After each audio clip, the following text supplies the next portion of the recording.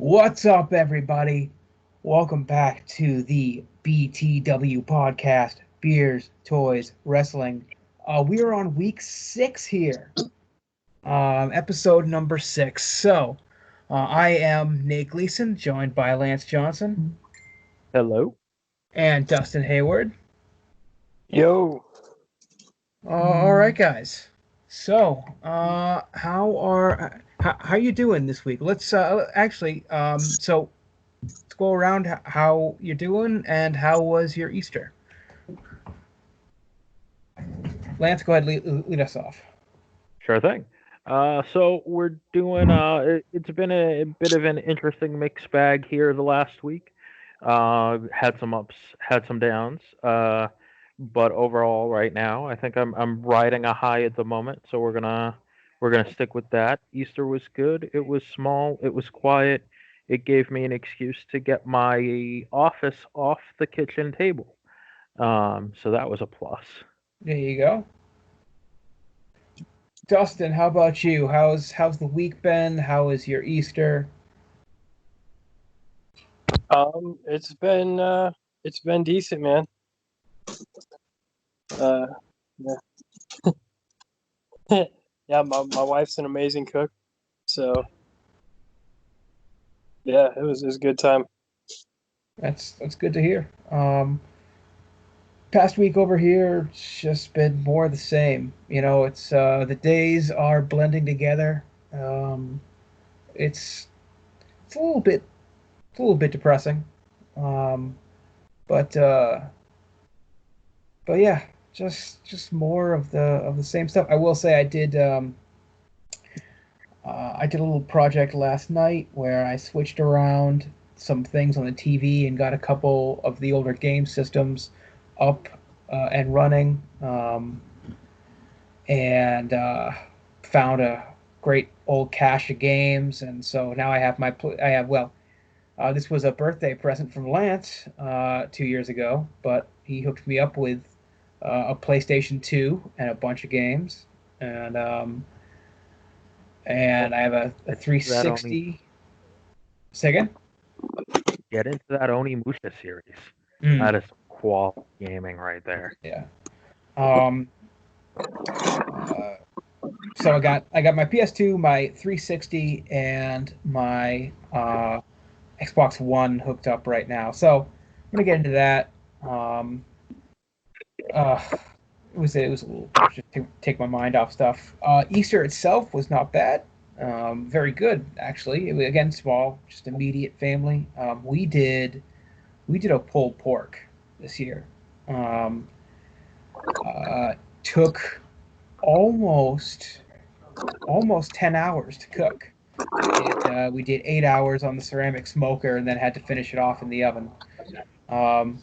And you know, the usual southern sides on that.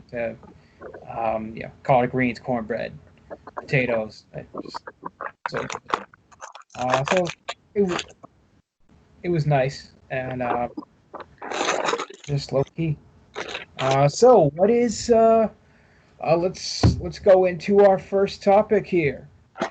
Whether it be beers or bourbon, what is everybody sipping on tonight? All right, I'll lead off. I got some high quality Market Basket pink lemonade mix with a little bit of water added in, so I'm not just chugging the powder. Okay, all right, that's good. Yeah, you and I talked. You and I talked last night. So hydration is key. Exactly. Yep. Exactly. So we know what's going on there. Dustin, how about you? Maybe a disappointing tropical citrus vitamin water. Okay, all right. So looks like I'm all by my lonesome again. Alrighty. So You're old, Nate. We got the kids. You gotta hydrate when you got the kids, because you gotta keep up with them. well, sadly, that's not a good excuse. Dustin is only what, 2 months older than me. Is that true? Something like you were 87, right? Yes, sir. I'm June, Oh yeah, and I'm March. So yeah, just a few months. Yeah. See, So kids age you quicker. That is also a fact. that's fair. That I'm- is beyond fair. I never had gray hair until after I had kids. Same. All right. Eh? Um, It just ages you quicker. Today, I did a quick run up to one of the local breweries we've talked about on here before, the Backyard Brewery, um, to pick up a couple of things. Can I just say how I was able to make myself laugh in? It's now, I guess you could say, it's now socially acceptable to do a beer run in pajamas, since they do the whole curbside. They just bring the beer to your car. Um, I did a beer run in PJs, and you gotta look for the silver lining in every situation, and I'm fairly certain this was a silver lining.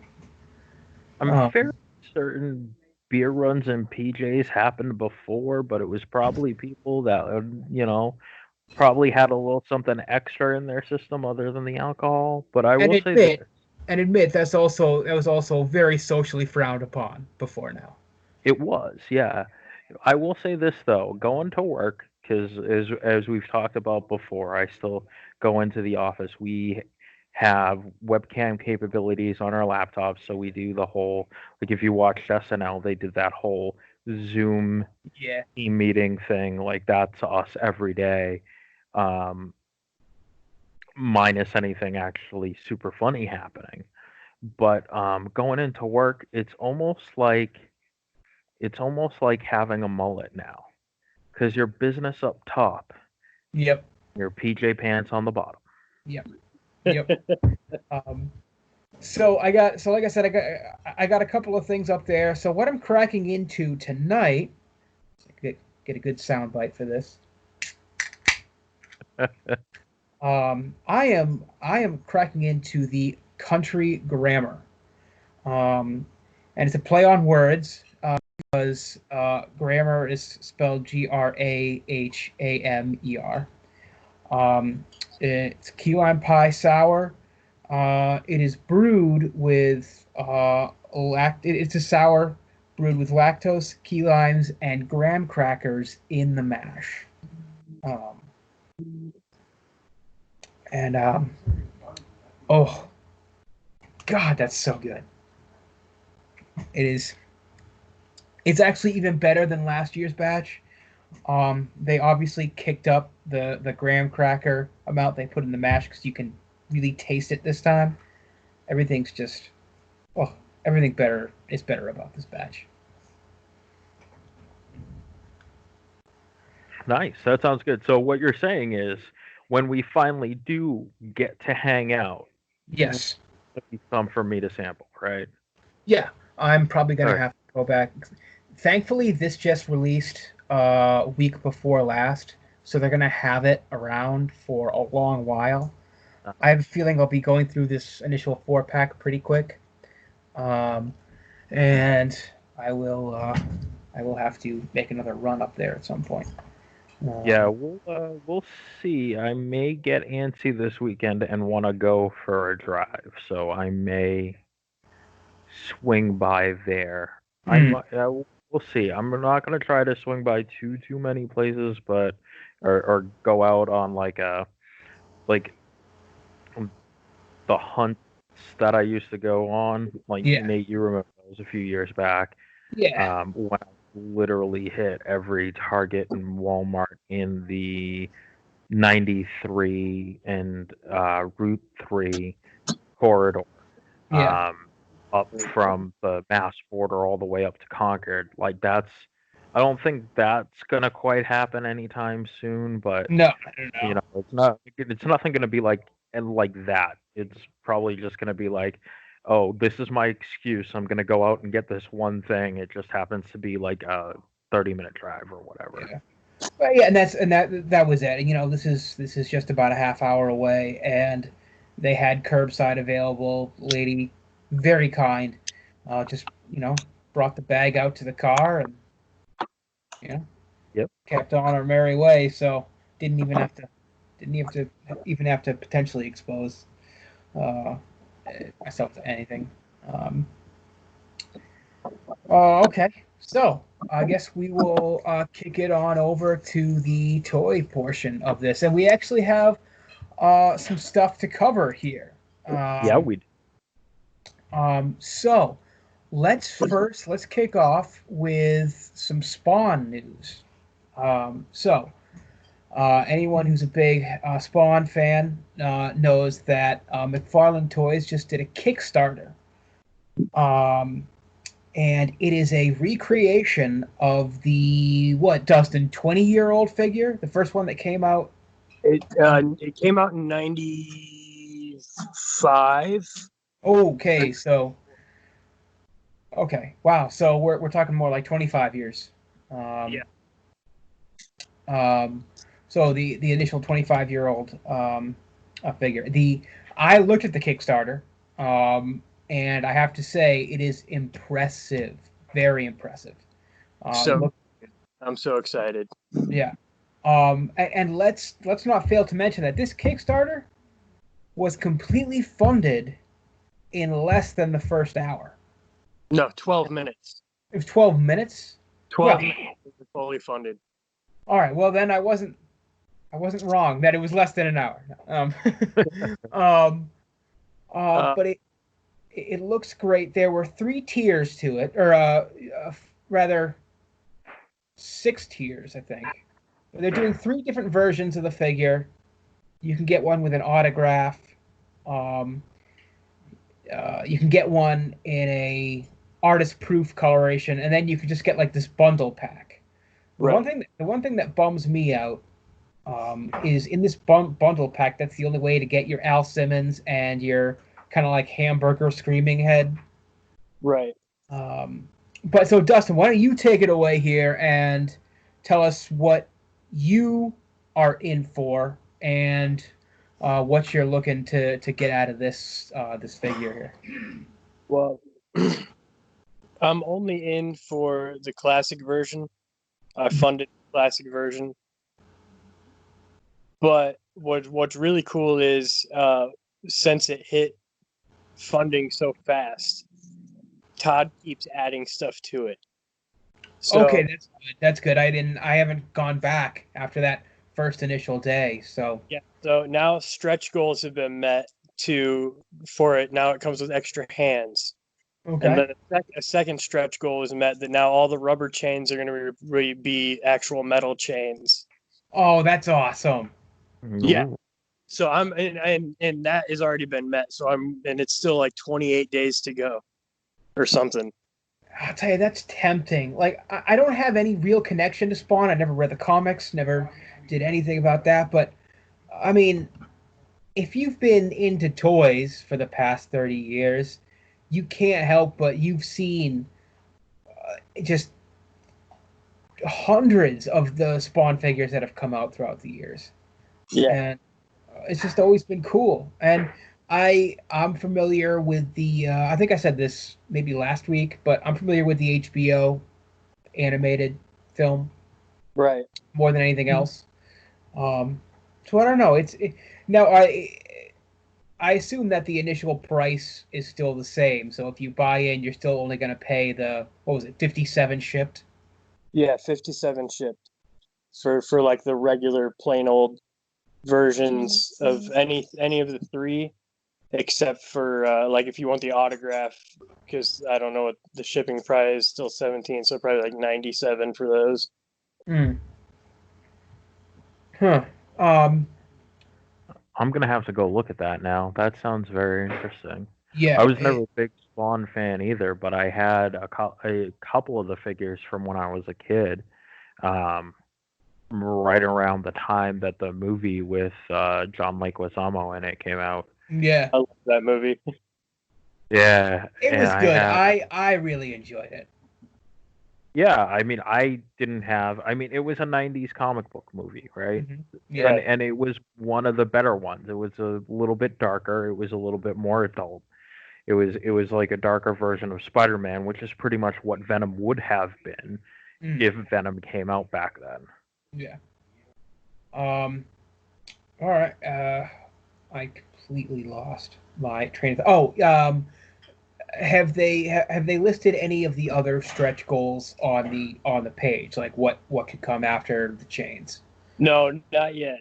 But I assume in the next day or so he'll probably come out and add another one. The stretch goal for the change was 1.2 million. Wow. That already got hit. Yeah. I would love to see something like a cloth wire cape be added, so you can really pose his cape and get some great dynamic poses out of it.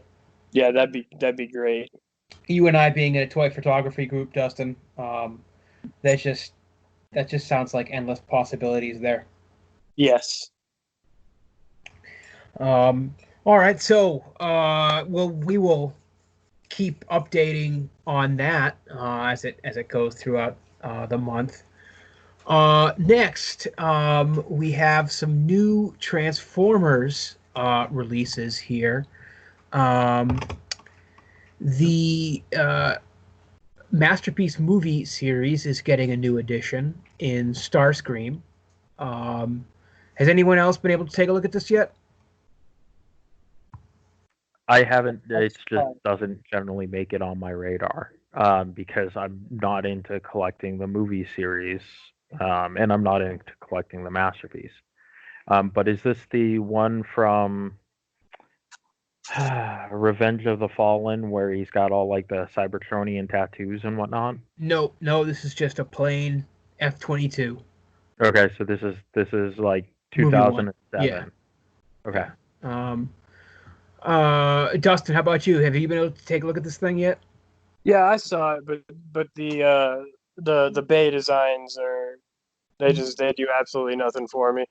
That's fair. Starscream is one of the few that I like.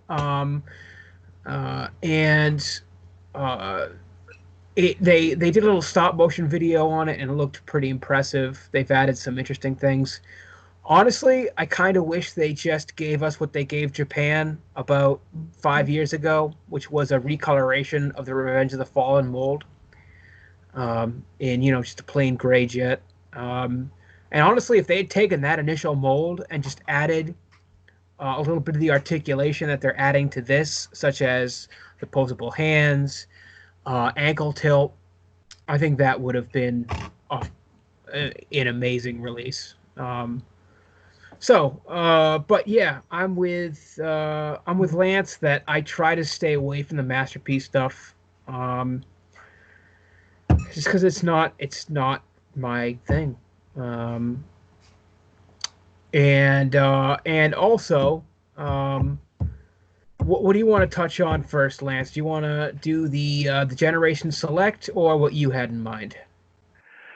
Well, so why don't we do this? Because we're already on a Transformers kick. Let's go with the Generation Select, and then I'll get into mine, which will probably affect a very few amount of people that listen, but they have a very dedicated hobby base. Okay. Alrighty, so we'll start. The Generation Select line that Hasbro Pulse is doing just released their new addition to that line. And it is Super Megatron. Yes. And I, at first, when it first came out, I thought maybe it was supposed to be like Marauder Megatron, which was the unused animated design which would have been in Season 3. And anyone who's seen that design, it knows they want a toy of it because it's so awesome. Do either of you know where this comes from? Because I have never seen it. I read about it just because I was curious because I, like you, had never seen it. So when I read I think it was the TFW post, it actually comes from a Japanese manga. And it was one of those like weird offbeat ones that they did. and Okay. it's the counterpart to,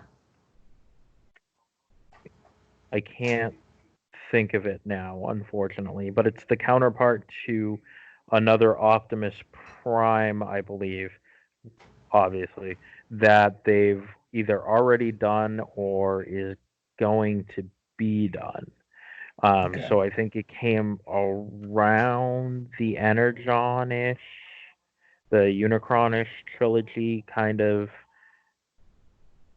area, but it's not something that was widely distributed, and I think might even be the first time they're doing a toy of it. I'd have to double check that, but I'm pretty sure this is the first time they're doing a toy of that mold. Yeah. I actually just pulled up a quick shot of this manga here, and yeah, I've never seen anything from this. I think it's an interesting reuse of the Galvatron mold, though, and this is the first time that we've gotten a reuse of the Galvatron mold in anything. The Titans Return Galvatron mold. Yeah. I guess I'll kick this off by saying this is one that I'm gonna skip. It doesn't do anything for me. You know, like you guys have said about Beta Designs, this thing just it's a little too far left to center for me. I'm right there with you on this one. I think it's cool that they're pulling this rare figure design out of nowhere, and they're giving us something super unique in that line, because that's what Selects is for. And it's nice to see them do that rather than some of your standard repaints that you almost always get, right? Yeah. Your ricochets and jackpots and stuff like that. Yeah. So it's good to see them do that. I would be super interested to see if in Selects they do something like maybe a hose head or something like that, or if we end up getting the other two. What am I thinking of? The other two Autobot Master Juniors? Target Master. Okay, yeah. So we'll see what happens, but I think it's I think while this design isn't quite in my wheelhouse, I think that it's nice to see them branch out and pull something so completely out of left field, and have them say, you know what, we're gonna put it out there, let's see what happens. Yeah. Dustin, what are your thoughts on this thing? It's ugly as sin, man. I'm with you. I'm with you right there. When I first saw it, I was like, "Oh, that's interesting," and then I started really looking at it, and I was like, "Oh, it's that ugly ass Galvatron mold." Then made it even worse. Your Ghost Cone becomes the canon, though. That is neat. It's a nice touch. It's interesting how the way some stuff folds up and whatnot there. But yeah, I will say, since we're on the Generation Selects here, one thing that I find interesting is, so there's now precedent for various price points in this Selects line, because mainly it's just been deluxe recolors. The Cybertron, Cybertron, Hot Shot, and Smokescreen and stuff like that. So we were I guess sort of led to believe that that's pretty much what this would be, is just an exclusive outlet for repaints. So it is neat to see that they are going to go that one step further. Mm-hmm. So now that we know that they're going to do additional, intense retooling, what are some of your wish lists from this Selects line? So I know right now. Oh, sorry. Go ahead. just to throw this out there, I think that we need to be careful when we're talking about the different price points because when you're looking at the different price points, there's the Hasbro Select figures, which is what you're talking about, which is the repaints that we're getting at retail. Then there are the Takara Tomy Selects. Those are the ones that are a bit higher in price. You've got like your Predacon or your Piranacon in that. You've got this Megatron in that. Um, the some of the other things that they've released on there too as well. The Optimus Prime that they're coming out with the Armada and the Energon Optimus Prime also on there, also in that price point because that was Takara Tomy. The Star Convoy that they came out with. Yeah, Also, but we've also known that they are that so I Takara think and Hasbro are now a joint venture working on things together. So in my mind, at least, the Selects venture is kind of under one banner. I don't necessarily view it under one banner just because of the way that they're doing the pricing, right? And it might just be me, and that's fine. But I think of it something as an exclusive that Takara Tomy is coming out. So let's take this Generation Select Megatron, Super Megatron, right? This is an exclusive that Takara Tomy is coming out with. They're also making it available for sale in the U.S. through Hasbro. Vice versa, you take something like Lancer, and she is a Hasbro Selects offering. So we get it at a reduced price, but it's also available through Takara Tomy in Japan. It's not like the days of like I remember Slipstream. Slipstream's a good example, right? Slipstream came out in Japan. It didn't come out in the US, and the only way you could get Slipstream was if you imported her from Japan. That's true. Okay. All right. Okay. I see the distinction you're making there. There is no wrong way to look at it, right? Yeah. I think it's just how you want to view it in your own mind, whatever makes sense to you. Well, I'll just give you one for right now. It's something that I'm definitely going to think more about, and maybe we can come back to this topic when more of us have more ideas. But the one that I would love to see, because we know we're getting an Inferno from the grapple mold. I mean, that's just a given.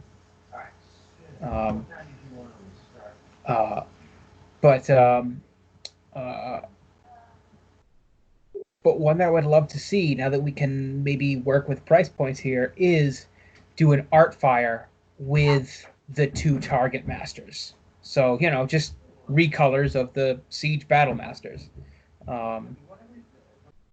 We got a Classics version from the Classics Inferno mold that came with like two nightsticks, that mold. But that was from the company $1 Million Publishing that did a venture with Takara. So that's the main thing on my list. Dustin, do you have anything that you want to see from this Selects line? Not entirely. Mostly because I don't collect it. Okay. So there's nothing that would really strike me. All right. Okay. So Lance, why don't we head over to what you wanted to discuss here? All right. So this is I'm not going to say it's hot off the press, but it's probably about 4 or 5 hours old at this point. So as you know, Nate, my wonderful wife collects as well, but she collects Breyer model horses. So it's not we tend to focus a lot around Transformers on this podcast. because that's where our main interests intersect. But the reason I bring it up is every year at the Kentucky Horse Park in Lexington, Kentucky, Breyer has an event called Breyerfest. It's a huge event. Last year, we were there. We've gone every year for the last 5 years. We were there. I volunteered, and they had 25,000 people come through Breyerfest in a 3-day weekend, Friday, Saturday, Sunday. And so it's a huge event for that collecting group. And they just announced that they are going to be canceling it this year, and this was their 30th anniversary. And they were expecting more than 30,000 people over the 3 days. For a toy, that's a lot of people. I know, Nate, you and I went to the only HasCon ever held, and I don't think HasCon pushed that much volume. No, I don't think so. I mean, there were a lot of people, but no, I don't think there were that many. Yeah, I don't think they were even close. Maybe half of that. So, I mean, it's a large collector group, and that collector group spans the U.S., spans the world. And that collector group, man, they spend a lot of money for their stuff. So this is a big blow for that group. They are gonna. My wife just reminded me they are gonna hold some things online, and they are gonna be selling some of the convention exclusive models that they have there, Breyerfest exclusive models online, as so people don't miss out completely on it. But yeah, it's a large blow. I know that they have a very passionate fan base. Their fan base is so passionate that when I was volunteering last summer in the craft and activities tent, a father of a daughter really wanted me to make orange paint out of pink and green paint. I mean, that's how passionate they are. Because you are a miracle worker, Lance. So, I don't know if you know this, Nate. I am a doctorate in paint colors. Where did you get that degree, by the way?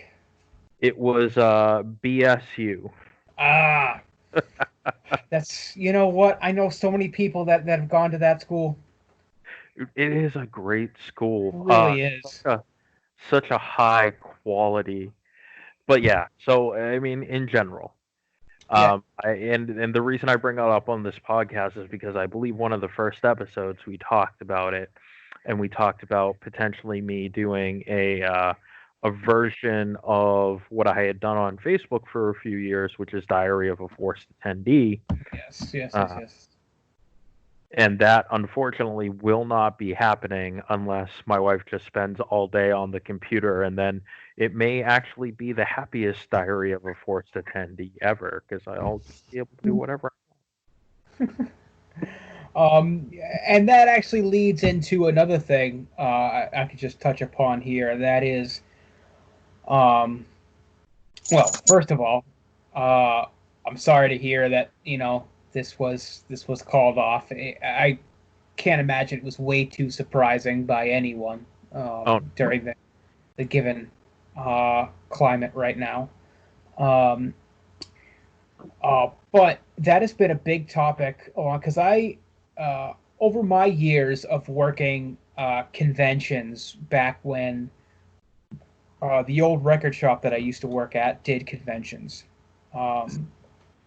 and it's amazing how much of a community that is. absolutely. Between not just cosplayers, but the sellers, the vendors rather, the organizers. It is a true community, and even if you make sporadic appearances, they bring you into that community, and they make you feel pretty welcome, and that was something that was really cool. And definitely BriarFest in general was very much like that. I can tell you right now, I had conversations with one of their executives and their CEO on multiple occasions. I bumped into him, um, and everybody at that company will make you feel welcome. And their community in general is a fantastic community. Um, I mean, I've got a lot of stories about it, and I'm not gonna dwell on all of them now. I'm sure we'll get few. Oh, we'll get to that. Don't you worry. Yeah, but one of the ones that does stand out in terms of what you're talking about is community is um, not last year. I think it was the year before. There was a kid, or there was a family rather, who had driven down from like Kansas or Iowa, somewhere out there in the Midwestern states. And it was a family where most of the kids in the family was adopted. And it was a mom taking the kids to BriarFest. They drove down in a minivan. They wanted to compete in the costume contest. And one of the prize in the costume contest is one of, I believe it's 15, 50, 25 to 50. Okay, my wife corrected me. So it's one of 25 to 50 exclusive models that you can only get for winning the costume contest, right? So just think of how crazy Transformer people would go if there was a cosplay contest and you could get one of 50 exclusive Transformers from this cosplay contest. It'd be intense. Mayhem. Exactly. So this family, who I think it was like 6 kids, they won the costume contest, so they got one of the models and they got a bunch of other stuff. Well, while they were at BriarFest or in the hotel or something, their van got broken into and only the Briar horses were stolen. Oh, geez. I found out about this probably at about 2:00 in the afternoon. Mm-hmm. By 10:00 the next morning, because they were leaving, not only did Briar step in and replace all the models that were stolen, but the community that was there saved up enough money to replace all of those models as well. So there were people that put aside buying, their own stuff to just contribute to this fund to get these kids their horses. So you're gonna hear a lot of stories about BriarFest probably at some point, and I'm gonna do a fair amount of ripping on it, but that doesn't take away Honestly, from. we could probably do an entire episode on stuff you have on BriarFest. But so what I was getting into is that it's looking like pretty much this entire season is pretty much canceled. I have not heard of one convention that is still yet to take place. There's even been announcements that SDCC is now evaluating the situation and should be making a statement soon. Well, Major League Baseball just canceled the rest of their season, right? Mm-hmm.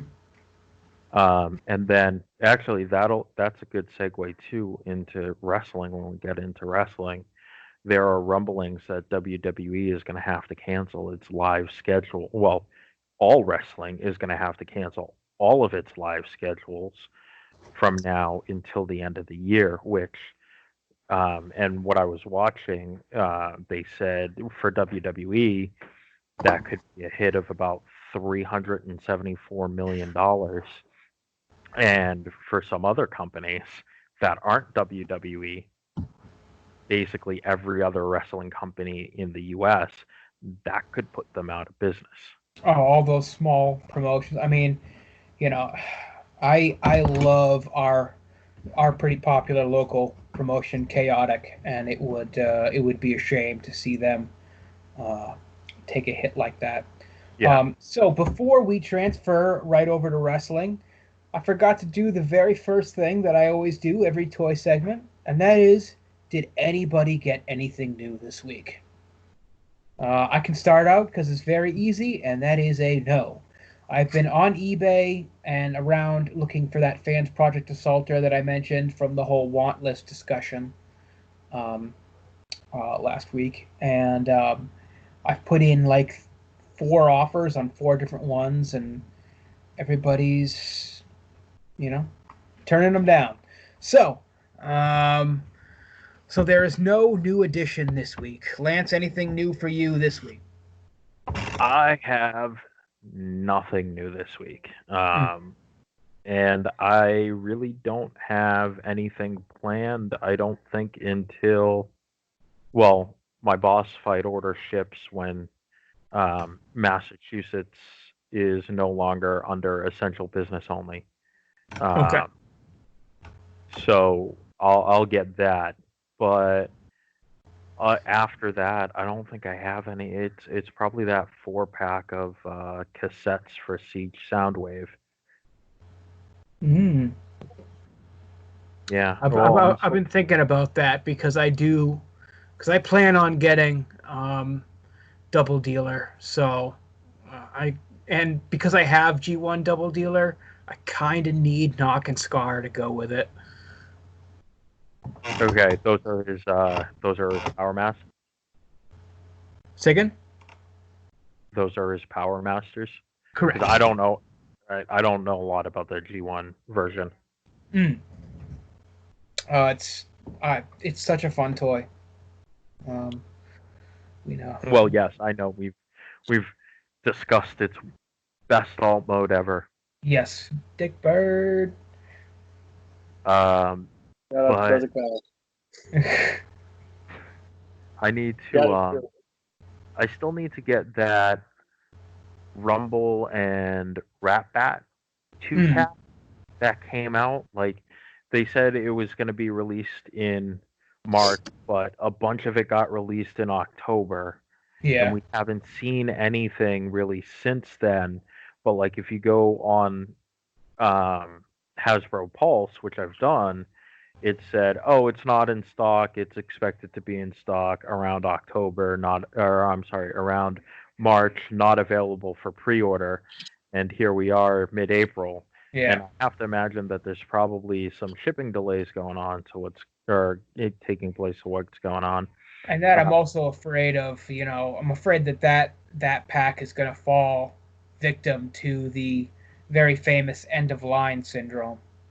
I mean, I'd be fine if I could go out and find it at Five Below, but I just want to know that I'm going to be able to find it at Five Below. Yeah, I get you.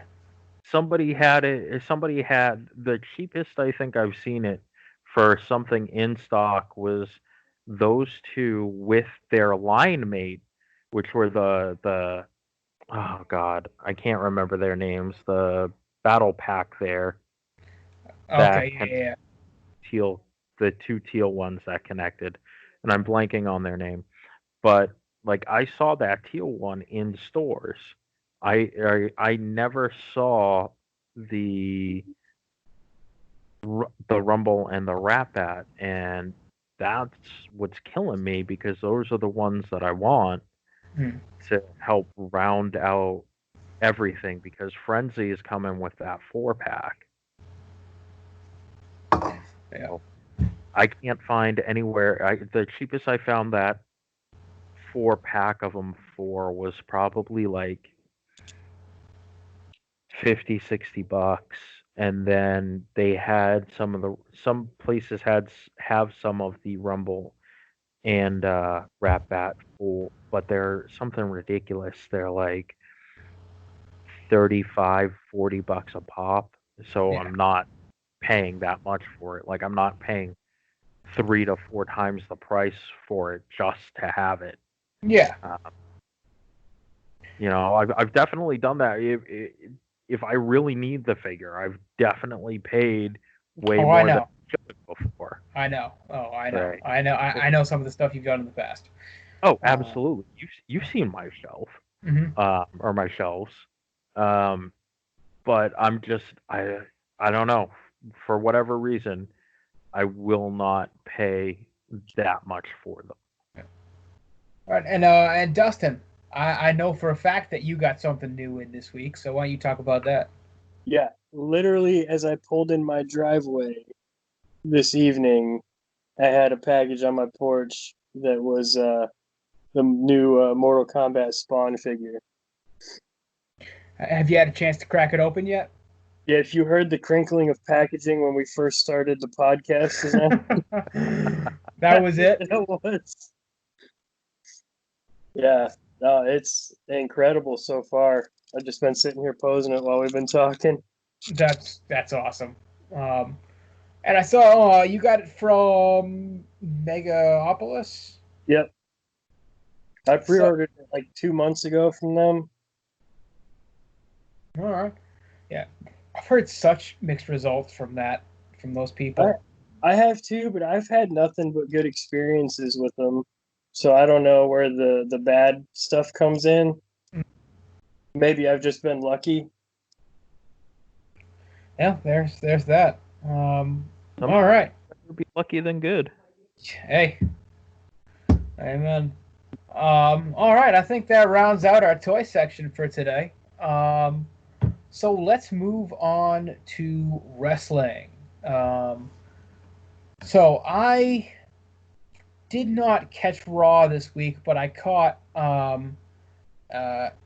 NXT. Lance, did you catch Raw? I did catch Raw. Okay. Raw was underwhelming, and I think the reason that it was underwhelming is because it was a bunch of squash matches. Mm-hmm. But I think that's due to the rotation that they have to keep. Yeah. Right. And especially with the pay-per-view, them recording beforehand. But yeah, it was a bunch of squash matches versus NXT talents, a lot of whom you've literally never heard of. Mm-hmm. And then the ending segment was Drew McIntyre, supposedly 20 minutes after he beat Brock Lesnar, wrestling the Big Show for probably about 4 times as long as he wrestled Lesnar. And that was okay. It wasn't great, but it was okay. It was also a little bit. It was a little bit different than they usually do, because usually the first championship match defense is that squash match, right? Mm-hmm. You feed somebody. You just had a big match. This was a little bit different in that they had the Big Show come out. They never generally book the Big Show weak, and never would they book him in a squash match. And Big Show came out and he played heel, and it was a pretty good match. McIntyre really sold that he was tired, and then just fought through the things, and the match was kind of similar theme to his WrestleMania match against Lesnar, in that it's a microcosm of his career, where he was down and out for a good chunk of it, and then he found himself, steeled his resolve, and won that match. All right.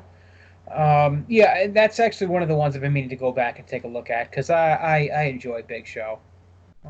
It's fun to see him in his most recent comeback, and I have to assume that he's winding down right now. I was just looking over results real quick, and yeah, you're right. There was really nothing overly fascinating happening with that show. Nope. But again, you understand it given the situation. Yeah, and it's tougher for me to get into, because I along with so many other people thrive off how the crowd reacts to what's going on. Right. And I think so does the performers. So do the performers as well. That can dictate the way a match will go. and it just feels like, okay, we all know that pro wrestling is staged, the outcomes, the not staged, predetermined. We know the outcomes are predetermined. But News to what me. I'm shocked. what I cue the David Arquette clip from Ready to Rumble. Wrestling's not fake. Um, but the way they're doing things now just makes it feel more rehearsed. And that could be because it actually is, during times like this. But it's harder for me to get into, and I know we've talked about it before. Yeah. I think what you're seeing now is what the difference in quote unquote polish is between WWE and everybody else. Because WWE does put in a lot of work to make sure that things are perfect and to make sure that they look perfect and they're produced perfect. And now we're getting what's essentially taped segments on a closed set. So you're really seeing that style come through, as opposed to AEW, where even though they're taped segments, they still kind of put quote unquote wrestlers in the, or well, they still have a quote unquote crowd, even though it's all the wrestlers, and there's so many things going on in the crowd and stuff like that. It's I think we talked about AEW last week, Nate, you and I told you to go back and watch it, and keep your eyes on certain guys in the crowd, like Orange Cassidy. There was one, and I think it was last week's AEW Dynamite, where Orange Cassidy was in the crowd the whole time, just literally holding up a blank sign, which was fantastic. Yeah. But again, that's kind of the difference, right? They're a little more unpolished. They do a little bit. They're a little bit more spontaneous. They're not as planned, and I think that's what you're really seeing is the difference between those two. And I think that lack of polish is a little refreshing from AEW. That's how I do. And with WWE, the cream is really rising to the top in that uh, they're really excelling at the pre-taped, high-produced segments, aka Taker Styles. Oh yeah. Stuff like that. Yeah, the Funhouse. I wish more of that. If WWE insists on this high level of polish, I wish they'd do more of that. Which I think leads into what we wanted to talk about as the mainstay for wrestling, and that is Gargano, Ciampa, the final bout. Yes. All right. Now, you wanted to compare it to Edge and Orton.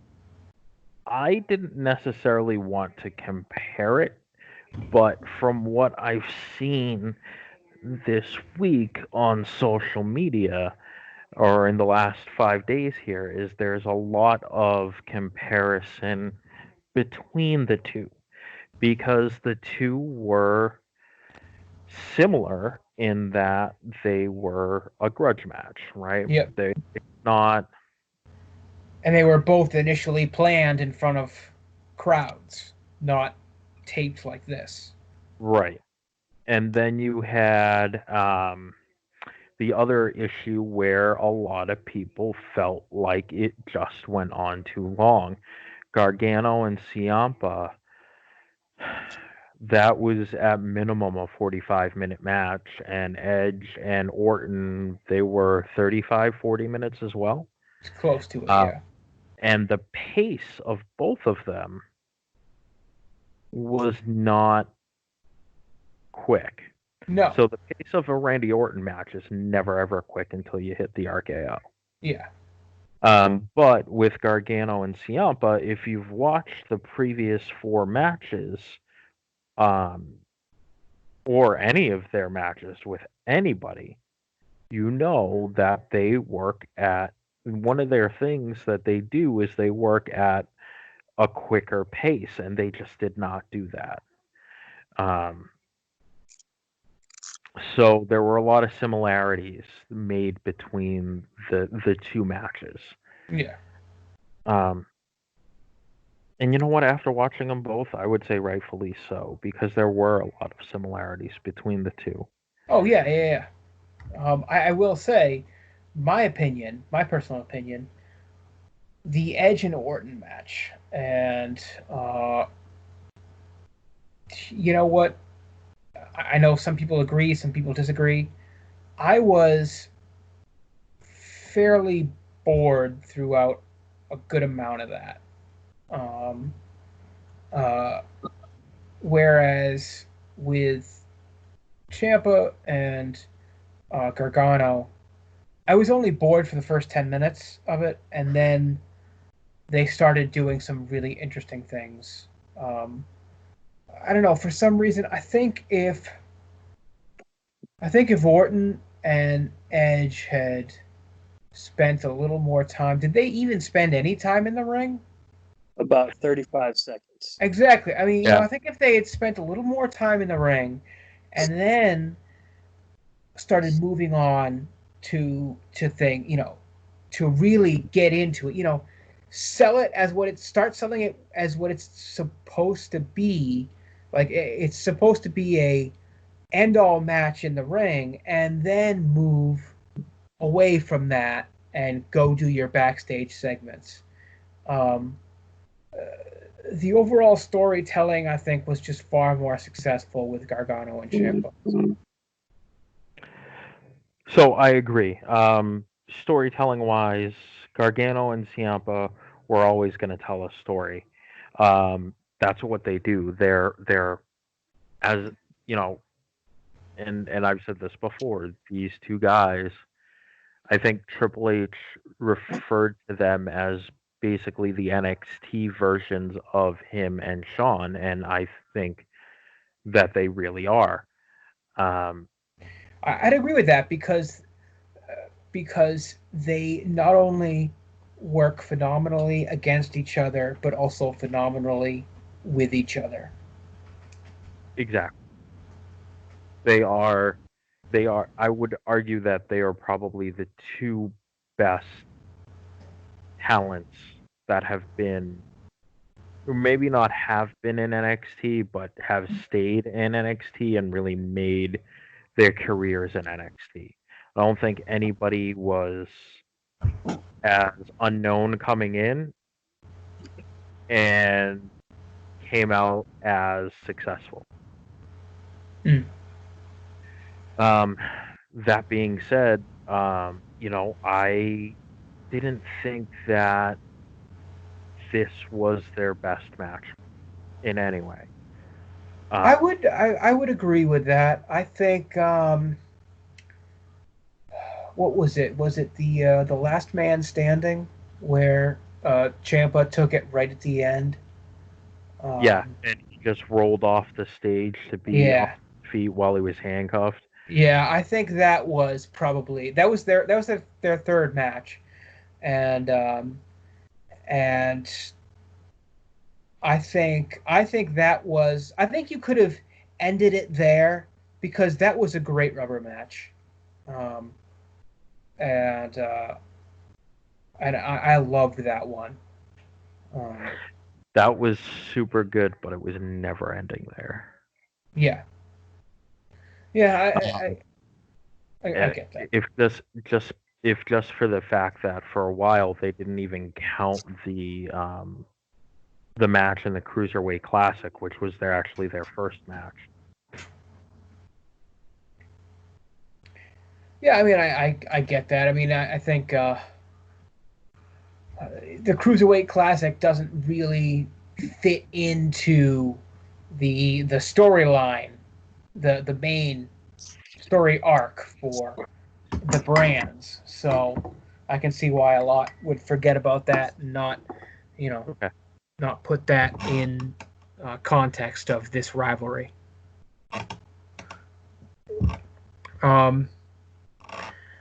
So yeah, I mean, I can see the comparisons. If we're gonna claim a winner of those two matches, it was definitely Ciampa and Gargano. Yeah. Dustin, what are your thoughts? Did you get a chance to watch that match? No, I didn't. Okay, yeah. If you get a way to do that, you really should. It was good. I agree with Lance that it wasn't their best work, but it was really good. That's Question: can we now vote Dustin off the island because he does not watch the two best professional wrestlers working today? no. Oh, No, I have the network. I just need to go watch it. Yeah. It's you know what? It's worth the watch. I pretty much skipped over. I watched only two things from NXT, and that was the women's ladder match because my girl, almost all my girls were in that match, um, and uh, and that was just great. And the grudge match there. about that match, Yeah. right? The women's ladder match. hmm Io Shirai, did you notice her color pattern? Yeah, I mean, I know you said it was Triptychon, and I get what you mean by the teal, purple, and black. And I I doubt she went into that thinking, I'm gonna dress up with the colors of a transforming dinosaur. Um, Maybe she did. I don't know, but I get where you were coming with from that. I mean, it's entirely possible. We know that there are a number of Transformer fans in the WWE. Definitely. I think most notably Aleister Black. hmm I know he had said in an interview, he talked about how he approaches collecting Transformers and about what passions he had. But also in following both him and Zelina Vega on Instagram, Zelina had a story up one time where they had a bunch of stuff on the belt at Target, and there was the newest wave of Micromasters. I thought, I need to go follow those two on Instagram like right now. I mean, it's such fun stuff. Like Johnny Gargano, who should now be the biggest heel in professional wrestling, and Candice LeRae, who's going to be making her heel turn. She posted a picture of her hair bleached because she was going to dye it a different color. So we've got a classic heel turn haircut. And also, Johnny's been posting pictures of their new puppy. And the puppy And that is one of the reasons why we were talking about Baron Corbin and Elias and their ability to really make you want to either love them or hate them. Yeah. And that is it's one of the reasons why I'm not too keen on heel Gargano, because you know who he is as a real life person. You know, as a real life person, he's going to give you the shirt off his back. And I just don't find him convincing enough as a heel. Whereas, you really could believe that Elias and Corbin might actually be scathing assholes. Gargano's not. Because of their limited social media presence, and Gargano clearly isn't. And I think one of the best things that Tommaso Ciampa did for his character when he decided he was going to be a true heel, Gargano, is he limited his social media and he was very strategic about it. Johnny's not doing that, but I think it almost works for his character, or his current character, and here's why. If you watch the series of matches, the 5 series of matches between them now, and their run as #DIY, right? Ciampa said that basically his heel turn was fueled by his jealousy and his envy over the crowd always chanting Johnny Wrestling in every single one of their matches, and the crowd loving Johnny and loving Johnny and loving Johnny. That turned him into the Ciampa that we got before he came back from neck surgery. Right. And I think it's similar to Triple H, even though he was a quote unquote heel using heel tactics, there was no way the crowd was not loving Ciampa when he came back from neck surgery. So if you look at Gargano and see how he became who he was, it was because Ciampa was relentlessly coming after him and relentlessly coming after him, and Gargano was the good guy. And I think this is why I like where I think Candice's involvement at the end of that match, which I know was semi-controversial for some people, and I think that's why that works. Is I had no problem with it. Well, and this is why it works, right? Ciampa's been going after Johnny for a year, and slowly making Johnny sink lower and lower and deeper and embracing that dark side to basically just make Ciampa leave him alone. So Candice comes running in and emphasizes that point and starts screaming at Ciampa, "Are you happy now? I hate my husband. I hate my husband, Tommaso. I hate my husband." And then she turns around, kicks Johnny in the ding-ding, and takes off. And I think that was so good because that's the story that they've been telling, is this tag team that reached this peak, had such great success, but one guy was envious of the other and then turned the other guy into a heel. It's almost as if you do Batman, or you do Batman and the Joker to start, where Gargano's Batman and Ciampa's Joker, and you get that kind of classic good guy, bad guy dynamic, and then it turns in from your classic good guy, bad guy dynamic into almost White Knight, where now Ciampa, the Joker, is the hero, and Gargano, Batman, is the villain in that White Knight storyline. And not only is Johnny embracing his full villain, but knowing that he's a big comic book fan, he goes full Joker. And what does every Joker need now since Batman the Animated Series? A Harley Quinn. A Harley Quinn. And there you go. Candice comes back, kicks Tommaso in the ding-ding, and then they put the cup that Candice gave Johnny at the start of the match in the trophy case with Johnny's NXT titles. Yeah. And you know what? Having it put out in terms like that makes a lot more sense, and also makes me maybe appreciate that, Bray Wyatt may not be the only one who's good at long-term storytelling. Absolutely, 110%. I mean, there were so many callbacks in the match itself, with them just doing, pulling back the ring like they did in, it wasn't the Last Man Standing match. It was that was their second match. Bard match, right? Yeah. Give me a second. Apparently Penny is flipping out. That was their second match, the No Holds Barred. And I was hoping, because it was only a year or two before that TNA pulled a similar spot where they brought back the pile driver and had Bully Ray use the pile driver on the just straight wood pine of the ring. I don't know. Do you remember any of that, Dustin? Did you ever watch TNA? I watched a little TNA. Mostly I watched it in the early days. That's where I fell in love with AJ Styles and such. Yeah, it was good.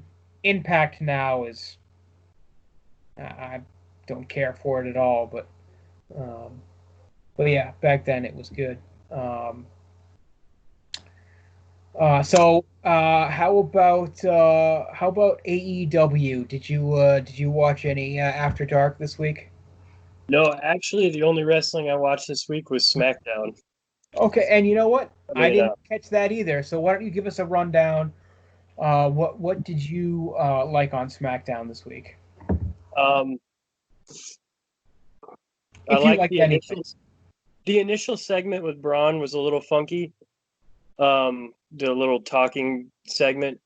After that, there was a segment with Sasha Banks and Bailey and Tamina that was really good. Planting the seeds, growing the seeds that were planted at WrestleMania for the Sasha Bailey explosion that's going to happen. Probably. Yes. Yeah.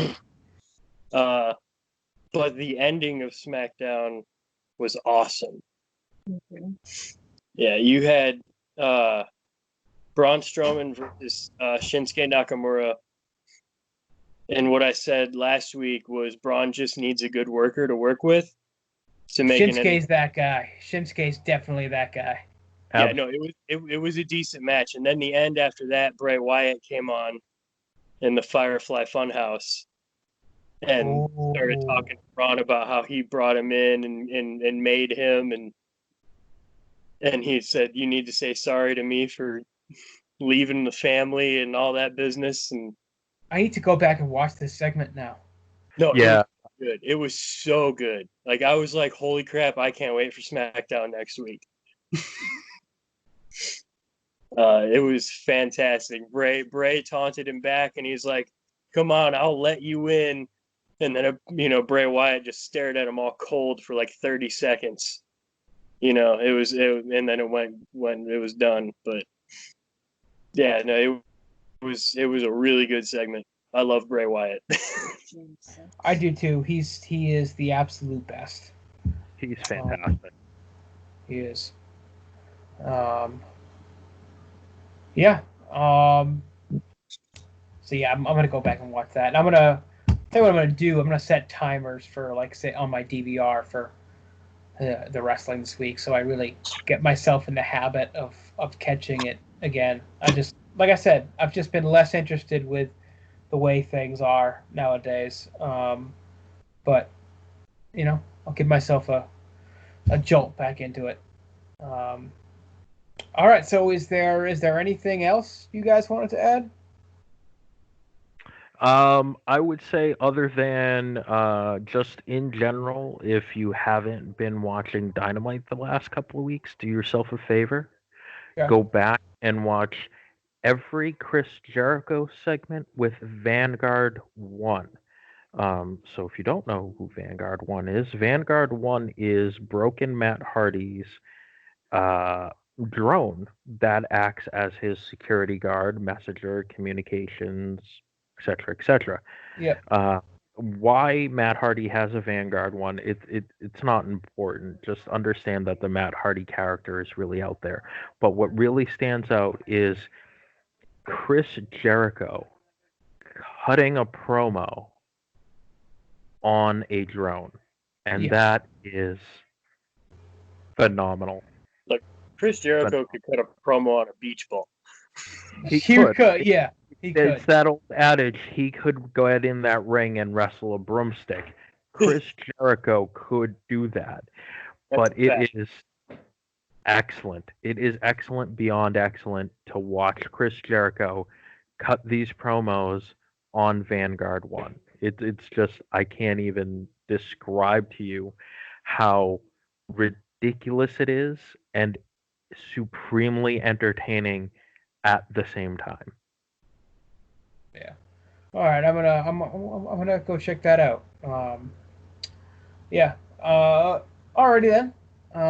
So a little bit of a shorter one this week, guys, but I have some news regarding next week. Starting next week, every now and again,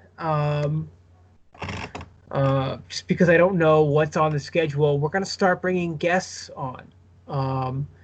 And next week's first guest is a man by the name of Matthew Billings. I will let him explain his story when he comes on next week, but he has very intimate knowledge of the way some of this third-party toy sales, manufacturing, all that stuff goes on, and he's out on the West Coast and also a beer fan, so he'll be able to give us some more insight onto the scene out there. And I'm just very excited for him to be our very first guest here. Other than that, I think that that covers everything for the Beers, Toys, Wrestling podcast. I'm Nate Gleason, joined by Lance Johnson. See ya. And Dustin Hayward. Adios. We'll talk to you next week, guys.